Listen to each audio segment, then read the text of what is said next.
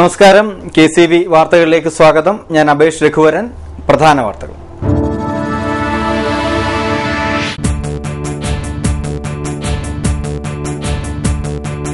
ചരിത്രപ്രസിദ്ധമായ മൂലം ജലോത്സവം വെള്ളിയാഴ്ച 2 മണിക്ക്. മത്സര വള്ളംകളി ധനമന്ത്രി KM മാണി ഉദ്ഘാടനം ചെയ്യും.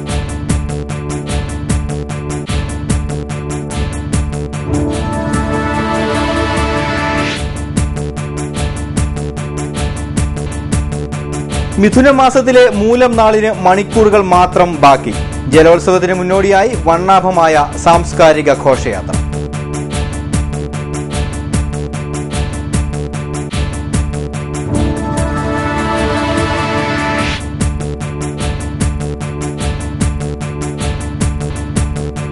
പൊതു ടാപ്പുണ്ട്, പൈപ്പുണ്ട്, കുടിക്കാൻ വെള്ളം മാത്രമില്ല. വാട്ടർ അതോറിറ്റിയുടെ അനാസ്ഥയ്ക്കെതിരെ നാട്ടുകാർ സമരത്തിലേക്ക്.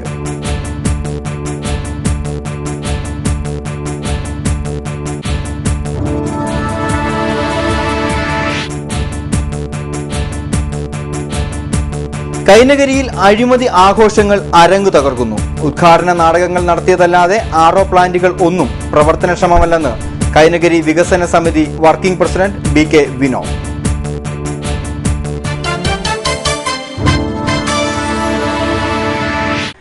വാർത്തകൾ വിശദമായി. മതസൗഹാർദ്ദത്തിന്റെ കൊടിക്കുറയുമേന്തി ഒരിക്കൽ കൂടി മിഥുനമാസത്തിലെ മൂലം നാൾ വന്നെത്തുകയായി. 400 വർഷത്തിലേറെ പഴക്കവും ചരിത്രവും സാംസ്കാരിക തനിമയും പേർന്നതുമാണ് മൂലം ജലോത്സവ മൂലക്കാഴ്ച. കേരളത്തിലെ ജലോത്സവങ്ങളിൽ ആദ്യം വഞ്ചിപ്പാട്ട് ഉയരുന്നത് ചമ്പക്കുളം പമ്പയാറ്റിലാണ്. മൂലക്കാഴ്ചയാണ് കേരളത്തിലെ വള്ളംകളിയുടെ നാന്ദി കുറിക്കുന്നത്. വെള്ളിയാഴ്ച ഉച്ചയ്ക്ക് 2-ന് നടക്കുന്ന മത്സര വള്ളംകളിയുടെ ഉദ്ഘാടനം ധനമന്ത്രി KM മാണി നിർവഹിക്കും. തോമസ് ചാണ്ടി MLA അധ്യക്ഷനാകും. വള്ളംകളിയുടെ ഫ്ളാഗ് ഓഫ് നിർവഹിക്കുന്നത് ടൂറിസം മന്ത്രി AP അനിൽകുമാറാണ്. BJP സംസ്ഥാന പ്രസിഡന്റ് V മുരളീധരൻ മുഖ്യ പ്രഭാഷണം നടത്തും. തുടർന്ന് നടക്കുന്ന സാംസ്കാരിക സമ്മേളനം G സുധാകരൻ MLA ഉദ്ഘാടനം ചെയ്യും. ജില്ലാ panchayat president advocate U Prathibha Hari അധ്യക്ഷയാകും. ജലോത്സവ സുവനീർ പ്രകാശനം CK Sadasivan MLA Devaswom board commissioner P വേണുഗോപാലന് നൽകി നിർവഹിക്കും. ഗോകുലം ഗോപാലൻ, ആലപ്പുഴ RDO TR ആസാദ്, കുട്ടനാട് തഹസീൽദാരും ജലോത്സവ സമിതി ജനറൽ കൺവീനറുമായ P സന്തോഷ് കുമാർ എന്നിവർ സംസാരിക്കും.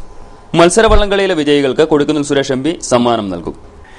ചരിത്രപ്രസിദ്ധമായ മൂലം ജലോത്സവത്തിന് മുന്നോടിയായുള്ള സാംസ്കാരിക ഘോഷയാത്ര വ്യാഴാഴ്ച നടന്നു. ചമ്പക്കുളം ഗണപതി ക്ഷേത്രത്തിൽ നിന്ന് ആരംഭിച്ച് മഠം മഹാലക്ഷ്മി ക്ഷേത്ര സന്നിധിയിൽ സമാപിച്ചു. 100 കണക്കിന് ജലോത്സവ പ്രേമികളാണ് വർണ്ണാഭമായ വിളംബര ഘോഷയാത്രയിൽ പങ്കെടുത്തത്. അമ്മൻ കുടങ്ങളുടെയും ഗരുഡൻ തൂക്കത്തിന്റെയും വാദ്യമേളങ്ങളുടെയും അകമ്പടിയോടെയാണ് വിളംബര ഘോഷയാത്ര നടന്നത്.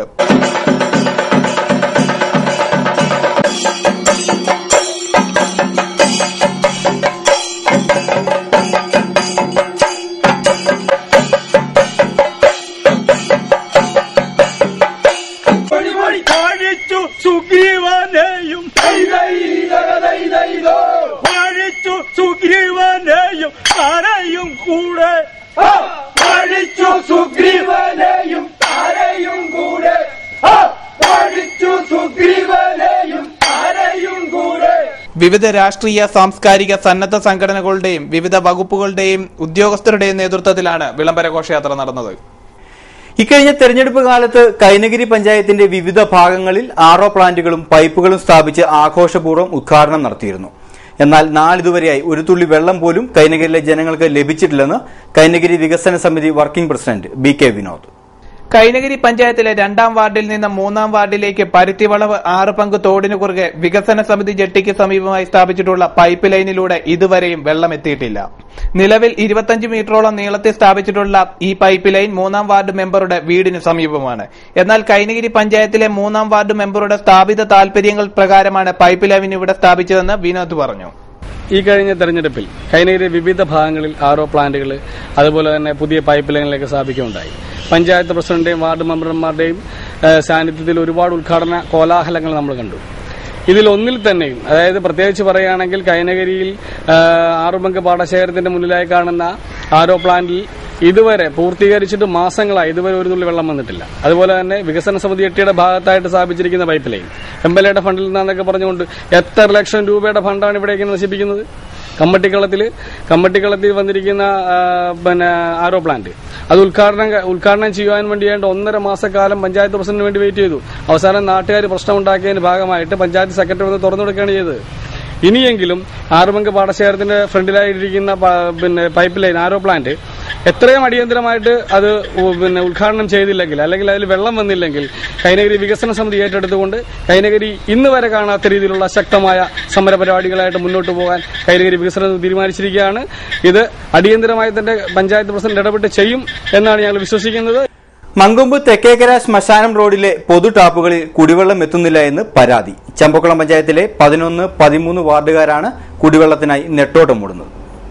നെടുമുടി വാട്ടർ അതോറിറ്റിയിൽ നിന്നുമാണ് ഈ പ്രദേശത്തുകാർക്ക് കുടിവെള്ളം വിതരണം ചെയ്തിരുന്നത്. എന്നാൽ കഴിഞ്ഞ ഒരു വർഷക്കാലമായി ഈ പ്രദേശത്തേക്ക് കുടിവെള്ളം എത്തിയിട്ടില്ലെന്ന് നാട്ടുകാർ പറയുന്നു.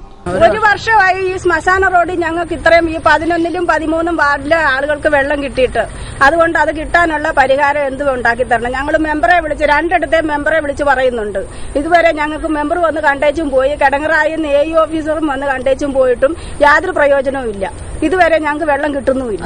അതുകൊണ്ട് ഇതിനുള്ള പരിഹാരം ഉണ്ടാക്കി തരണം ഞങ്ങൾക്ക്. 2 ദിവസം കൂടെ നിങ്ങൾ ക്ഷമിക്ക്, വെള്ളം വിട്ടുതരാമെന്ന് പറഞ്ഞു. ഇതിന്റെ ഈ കുഴലെല്ലാം ചെറിയ കുഴലായിട്ടിരിക്കുന്നത്, അതുകൊണ്ട് ആ കുഴൽ മാറ്റി ഇട്ടിട്ട് നിങ്ങൾക്ക് വെള്ളം തരും, ഇഷ്ടം പോലെ വരൂ എന്നെല്ലാം പറഞ്ഞു പോയിട്ട് ഇതുവരെയായിട്ട് ഒരു ഇതുമില്ല. നെടുമുടി ഓഫീസിൽ പരാതി പറഞ്ഞില്ല. നെടുമുടി മെമ്പറെ വിളിച്ച് പറഞ്ഞായിരുന്നു. ഓഫീസിൽ അവരെല്ലാരും ഇവിടെ വന്ന് കണ്ടിട്ട് പോയതുമാണ് വരികയും ചെയ്ത. നിങ്ങളിപ്പം വെള്ളം എവിടെ നിന്നാണ് കിട്ടുന്നത്? ഇപ്പൊ റോഡിൽ ചെന്നൊക്കെ വെള്ളം മെയിൻ റോഡിൽ ചെന്ന് ആറ്റിൽ ചെന്ന് കൊണ്ടുവരും. അങ്ങനെയൊക്കെയാ കൊണ്ടുവരുന്നത്. ഇപ്പം ദിവസം വണ്ടി പിടിച്ച് പോയി ആറ്റിൽ ചെന്നും വെള്ളം എടുത്തുകൊണ്ട് വരാനായിട്ട് ഞങ്ങളെ കൊണ്ട് നിവൃത്തിയില്ല. നെടുമുടി വാട്ടർ അതോറിറ്റി ഓഫീസിൽ പരാതിപ്പെടുമ്പോൾ കിടങ്ങരയിൽ അറിയിക്കാൻ പറയുന്നു. കിടങ്ങരയിൽ അറിയിച്ചപ്പോൾ ഒരു ഉദ്യോഗസ്ഥനെത്തി ഉടൻ തന്നെ വെള്ളം എത്തുവാനുള്ള നടപടിയെടുക്കുമെന്ന് പറഞ്ഞിരുന്നു.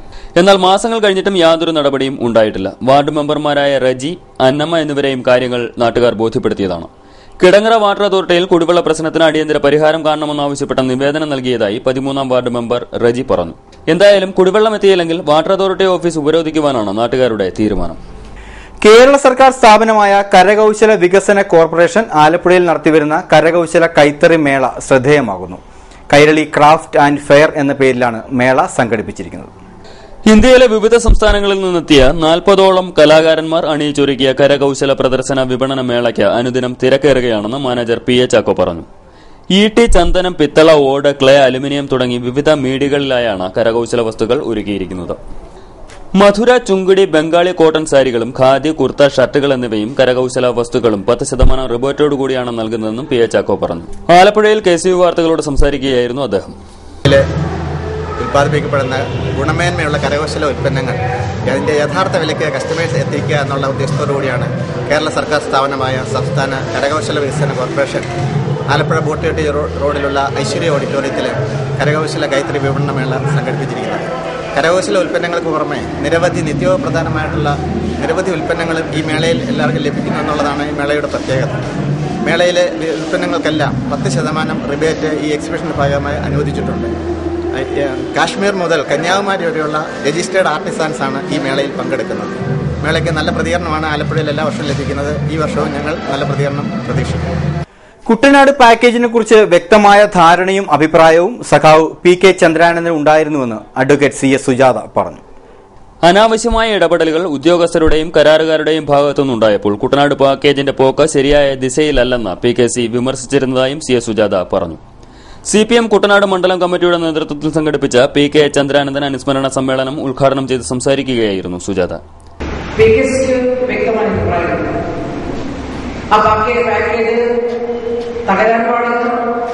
അതിനകത്ത് അനാവശ്യമായിട്ടുള്ള ഇടപെടലെല്ലാം വരുമ്പോൾ ഉദ്യോഗസ്ഥന്മാരുടെ ഭാഗത്ത് മോശമായിട്ടുള്ള സമീപനം വരുമ്പോൾ ഗവൺമെന്റിന്റെ ഭാഗത്ത് വരുമ്പോഴൊക്കെ PK ചന്ദ്രനെ നന്നായി പ്രതികരിച്ചിട്ടുണ്ട്.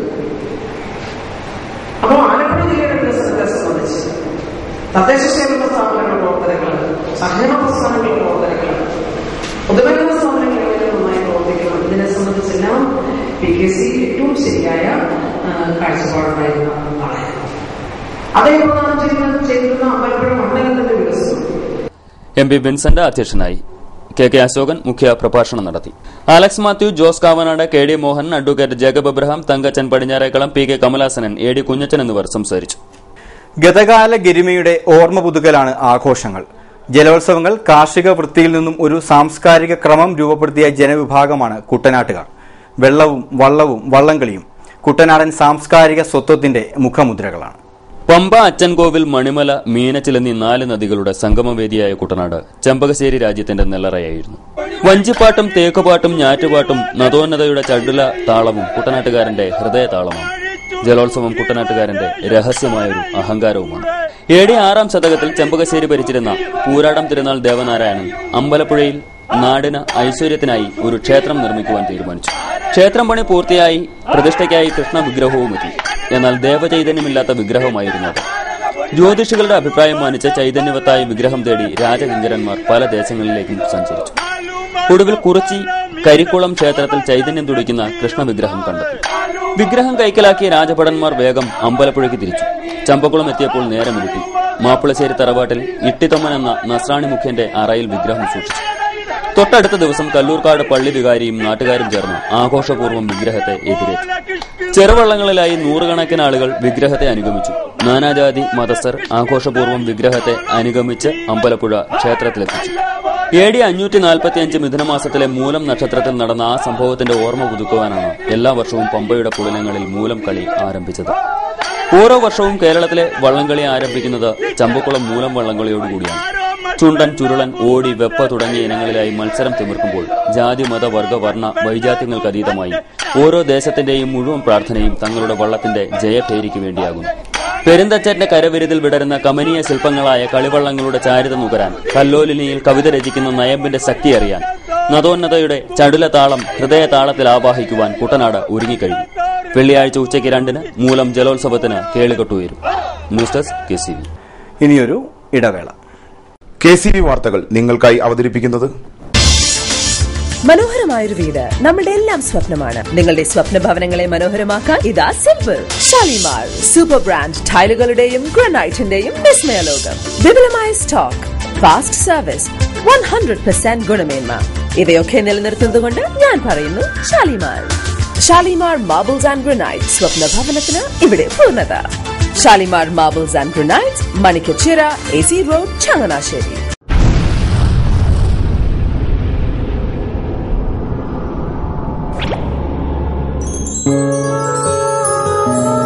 സ്വപ്ന ജ്വല്ലറി ചങ്ങനാശ്ശേരി. സംശുദ്ധിയുടെ അരനൂറ്റാണ്ട് കാലത്തെ പാരമ്പര്യം. ചങ്ങനാശ്ശേരിയിലെ ആദ്യത്തെ 916 ഹോൾമാർക്ക് സ്വർണ്ണാഭരണശാല. ഉയർന്നുവരുന്ന സ്വർണ്ണവിലയ്ക്ക് ആശ്വാസമായി സ്വപ്ന ജ്വല്ലറി ഒരുക്കുന്നു സ്വപ്നനിധി സ്വർണ്ണ സമ്പാദ്യ പദ്ധതി. തവണകളായി അടയ്ക്കുന്ന തുക അതാത് ദിവസത്തെ സ്വർണ്ണവിലയിലേക്ക് മാറ്റി നിശ്ചയിക്കുന്നതിനാൽ പിന്നീടുണ്ടാകുന്ന വിലവർദ്ധനവ് നിങ്ങളെ ബാധിക്കുന്നില്ല. 250 രൂപ മുതൽ വരുന്ന 18 തവണകളാണ് സ്വപ്നനിധിക്കുള്ളത്. സ്വപ്ന ജ്വല്ലറി, സ്വപ്ന building, Changanassery.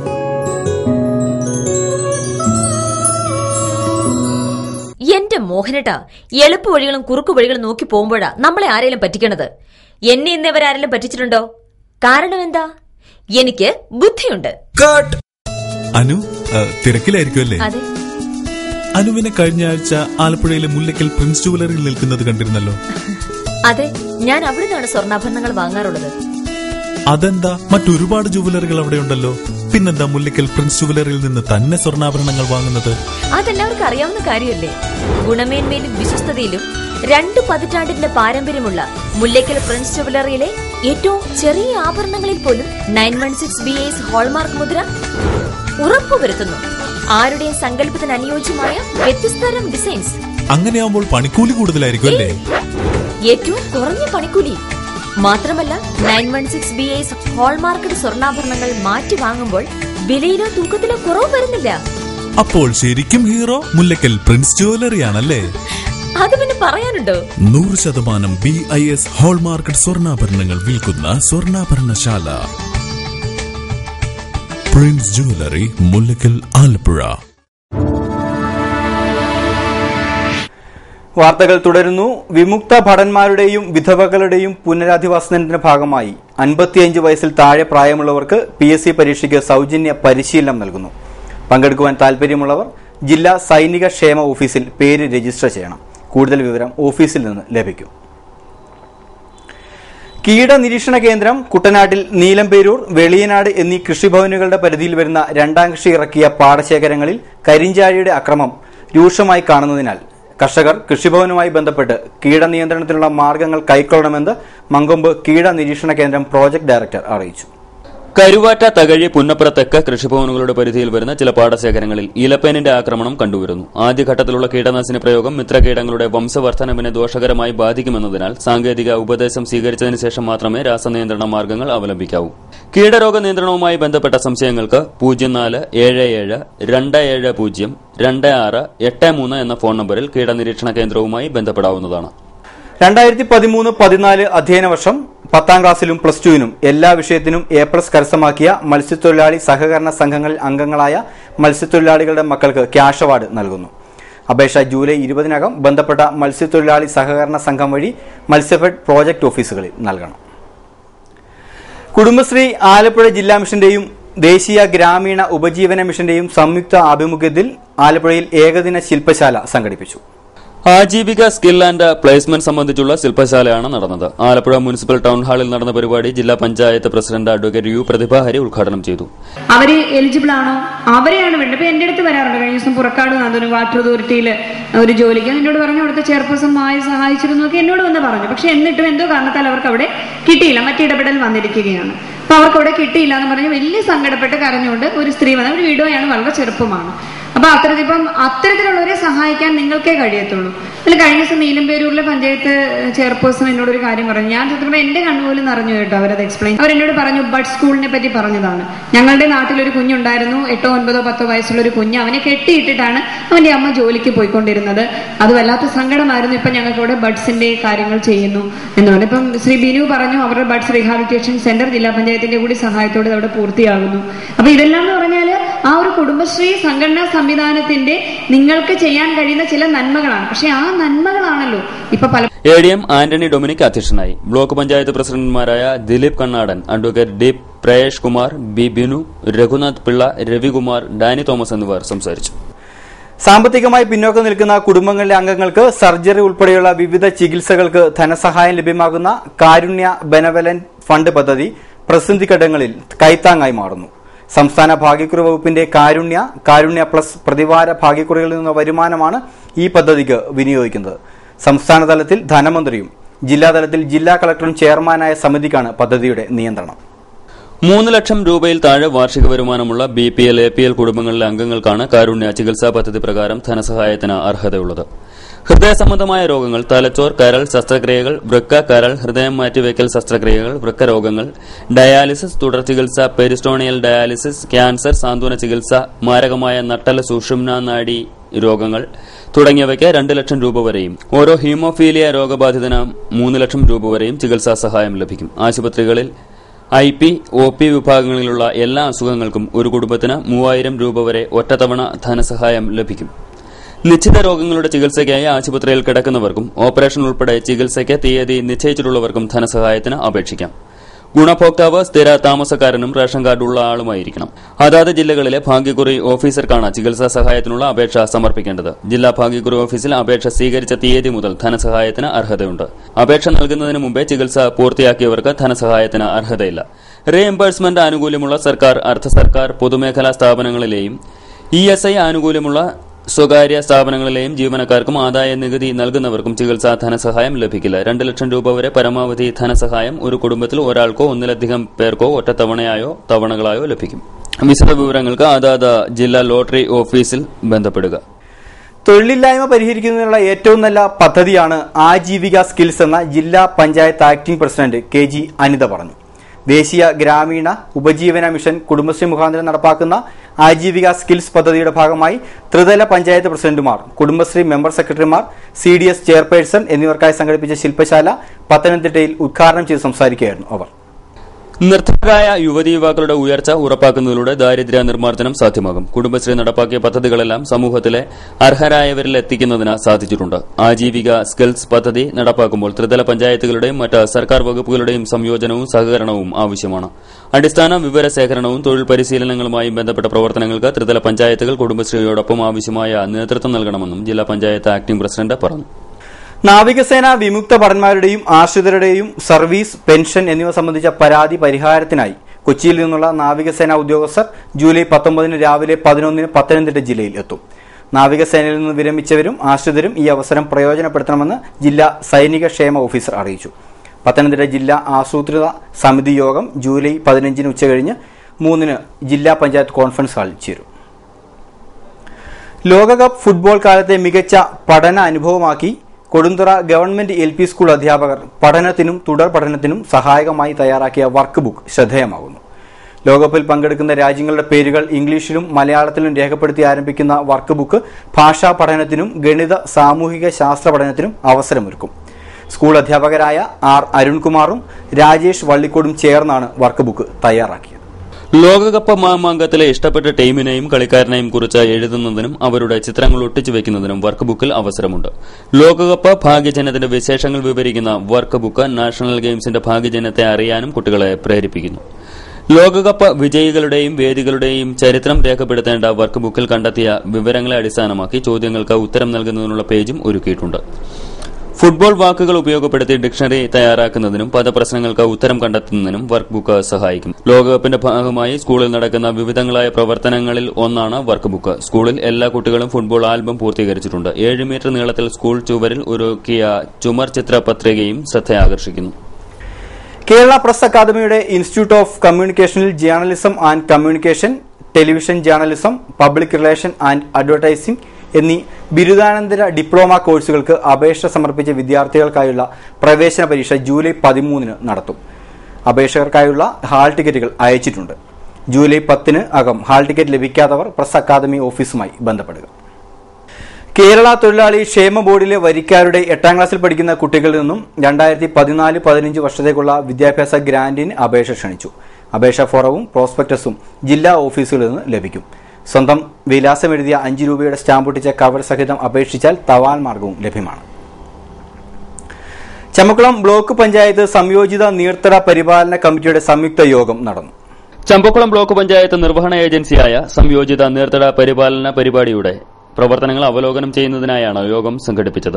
Champakulam block panchayat vice president George Mathew Panjimaram അധ്യക്ഷനായി. Block panchayat secretary KK Udayappan, ജനപ്രതിനിധികൾ, വിവിധ വകുപ്പ് ഉദ്യോഗസ്ഥർ എന്നിവർ പങ്കെടുത്തു. ഇനി ചരമവാർത്തകൾ. പുളിങ്കുന്ന് കണ്ണാടി പടിഞ്ഞാറ് മങ്ങാട്ട് വീട്ടിൽ ലക്ഷ്മിക്കുട്ടിയമ്മ നിര്യാതയായി. 87 വയസ്സായിരുന്നു. സംസ്കാരം വെള്ളിയാഴ്ച 2:30 വീട്ടുവളപ്പിൽ.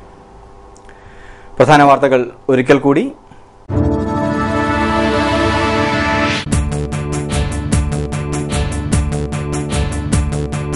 ചരിത്രപ്രസിദ്ധമായ മൂലം ജലോത്സവം വെള്ളിയാഴ്ച 2 മണിക്ക്. മത്സരവള്ളംകളി ധനമന്ത്രി KM മാണി ഉദ്ഘാടനം ചെയ്യും.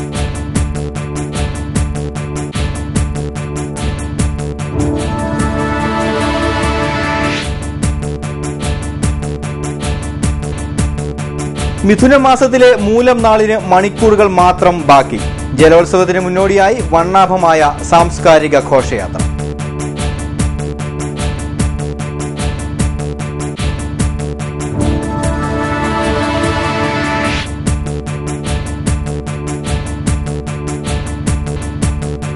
പൊതു ടാപ്പുണ്ട്, പൈപ്പുണ്ട്, കുടിക്കാൻ വെള്ളം മാത്രമില്ല. വാട്ടർ അതോറിറ്റിയുടെ അനാസ്ഥയ്ക്കെതിരെ നാട്ടുകാർ സമരത്തിലേക്ക്.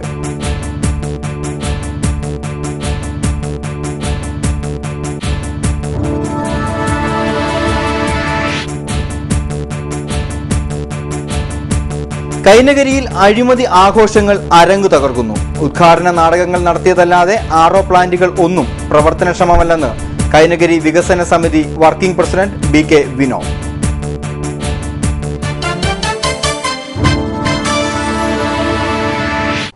വാർത്തകൾ കഴിഞ്ഞു. നമസ്കാരം.